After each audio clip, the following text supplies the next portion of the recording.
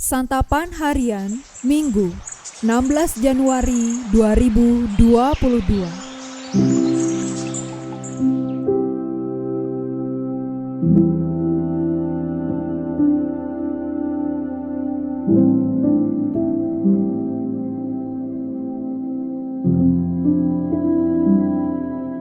Inilah program Santapan Harian, sebuah program yang mengajak Anda menelusuri isi Alkitab, agar Anda menemukan makna firman Tuhan sesuai dengan konteksnya.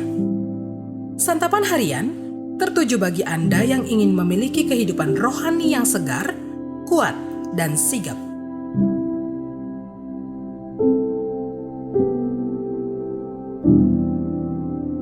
Hari ini kita akan membaca 1 Raja-Raja pasalnya yang ke-21, ayat yang pertama hingga ayatnya yang ke-29.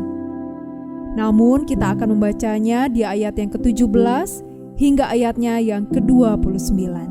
Sebelumnya, mari kita berdoa. Ya Bapa, perkenankanlah kami saat ini untuk menerima kebenaran sabda-Mu. Di dalam Putra-Mu, Yesus Kristus, kami berdoa. Amin. 1 Raja-Raja 21 ayat 17 sampai 29. Tetapi datanglah firman Tuhan kepada Elia orang Tisbe itu, bunyinya, "Bangunlah, pergilah menemui Ahab raja Israel yang di Samaria. Ia telah pergi ke kebun anggur Nabot untuk mengambil kebun itu menjadi miliknya. Katakanlah kepadanya demikian, beginilah firman Tuhan, engkau telah membunuh serta merampas juga. Katakan pula kepadanya, beginilah firman Tuhan, di tempat anjing telah menjilat darah Nabot, di situ jugalah anjing akan menjilat darahmu." Kata Ahab kepada Elia, "Sekarang engkau mendapat aku, hai musuhku." Jawabnya, "Memang sekarang aku mendapat engkau, karena engkau sudah memperbudak diri dengan melakukan apa yang jahat di mata Tuhan. Sesungguhnya aku akan mendatangkan malapetaka kepadamu, aku akan menyapu engkau dan melenyapkan setiap orang laki-laki dari keluarga Ahab, baik yang tinggi maupun yang rendah kedudukannya di Israel. Dan aku akan memperlakukan keluargamu sama seperti keluarga Yerobeam bin Nebat, dan seperti keluarga Baesa bin Ahia, oleh karena engkau menimbulkan sakit hatiku dan oleh karena engkau mengakibatkan orang Israel berbuat dosa." Juga mengenai Izebel, Tuhan telah berfirman, "Anjing akan memakan Izebel di tembok luar Yizreel."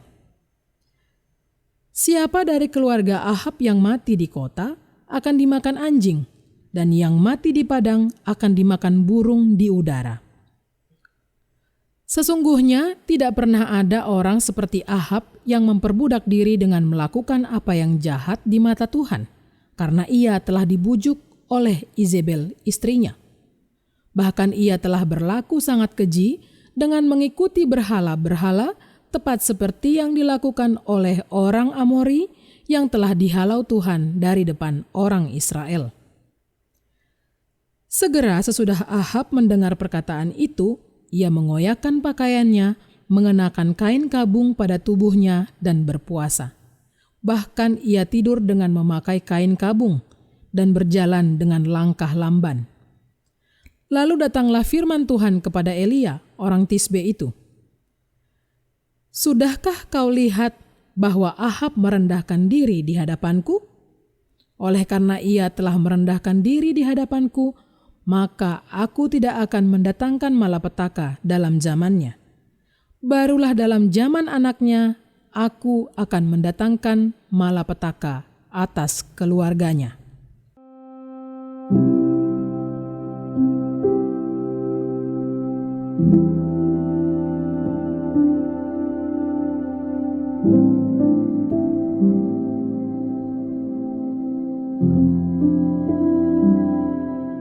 Sahabat Santapan Harian, tak ada manusia yang tak pernah berbuat salah di mata Tuhan.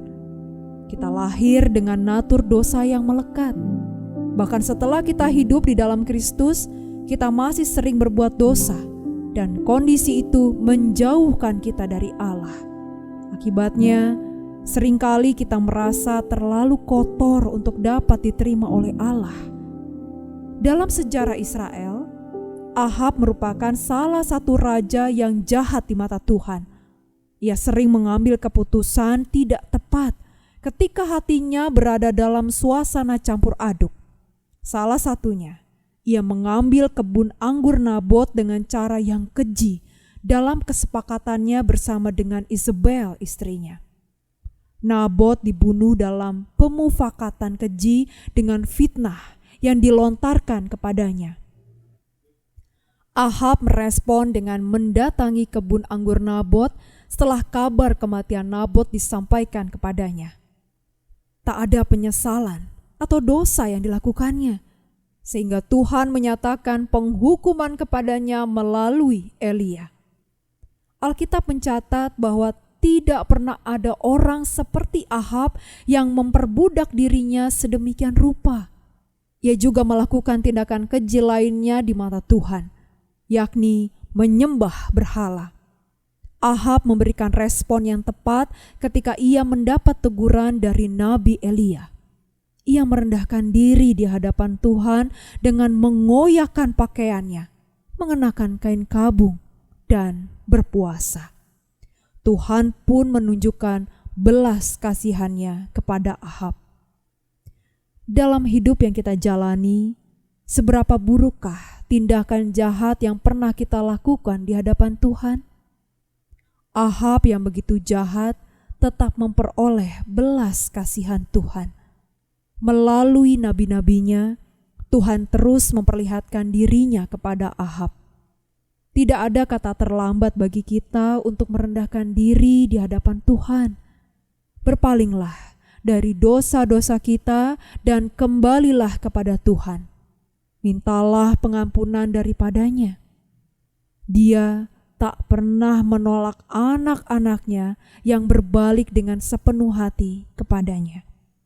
Ingatlah, padanya ada kemurahan dan belas kasihan. Mari kita berdoa. Tuhan, siapakah kami ini yang jadi biji mata-Mu? Tuhan, siapakah kami ini yang selalu Engkau kasihi? Kami malu dengan dosa-dosa yang kami lakukan yang menyakiti hati-Mu. Kasih-Mu terus membelai lembut kami. Namun kami senantiasa membalas kelembutan-Mu itu dengan keberdosaan kami. Kristus, ampuni dan kasihanilah kami. Amin.